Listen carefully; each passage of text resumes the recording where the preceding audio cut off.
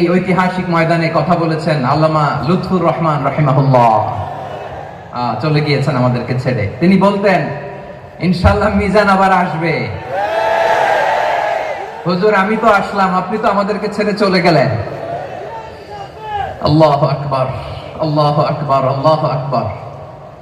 গলায় কোনো সুর ছিল না, সুর দিয়ে কথা বলতেন না, কিন্তু এত চমৎকার শব্দের গুণন, এত চমৎকার প্রেজেন্টেশন, এত চমৎকার ভাবে ঐতিহাসিক বর্ণনাগুলো তিনি উপস্থাপন করতেন। মন্ত্রমুগ্ধ হয়ে আমরা আল্লামা লুৎফুর রহমানের কথা শুনেছি।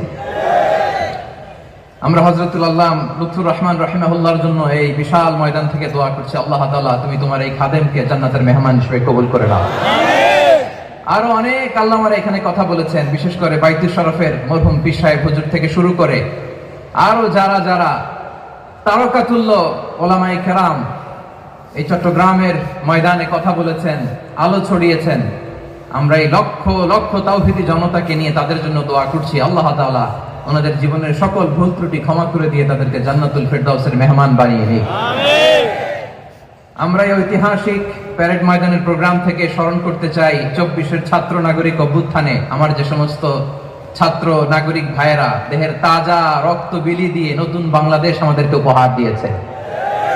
বিশেষ করে আপনাদের এই চট্টগ্রামের শহীদ ফাইসাল, শহীদ ওয়াসিম সহ সকল শহীদকে আল্লাহ তাআলা কবুল করুক, আমরা সবাই পড়ি আমিন। প্রিয় ভাইয়েরা, আমি নগণ্য একজন কোরআনের ছাত্র, এত বিশাল মঞ্চে এত বড় প্ল্যাটফর্মে কথা বলা আমার জন্য সাজে না।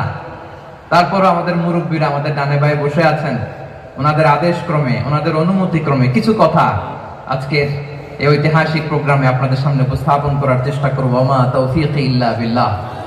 প্রিয় ভাইয়েরা, 5 দিন ব্যাপী এই তাফসীরুল কোরআনের প্রোগ্রামে অনেক ওলামা হযরত কথা বলেছেন। যারা কোরআন সুন্নাহ থেকে আমাদেরকে কোরআনের কথাগুলো শোনালেন, আমরা যেন সেগুলো আমল করতে পারি, আল্লাহ আমাদেরকে তৌফিক দান করুন।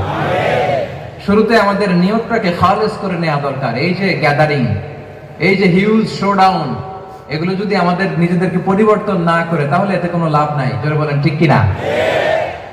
এই প্রোগ্রাম যদি আমাদের জীবনকে পরিবর্তন করে, আমাদের চিন্তার ডিএনএ কে চেঞ্জ করে দেয়, তাহলেই চট্টগ্রামের প্যারেড ময়দান সার্থক। আসুন আমরা চিন্তাকে খালেস করে নেই। আমরা সবাই নিয়ত করি যে যতটুকু কথা আমরা কোরআনের আলোকে শুনবো, আমলের নিয়তে শুনবো ইনশাআল্লাহ। বলেন সবাই ইনশাআল্লাহ।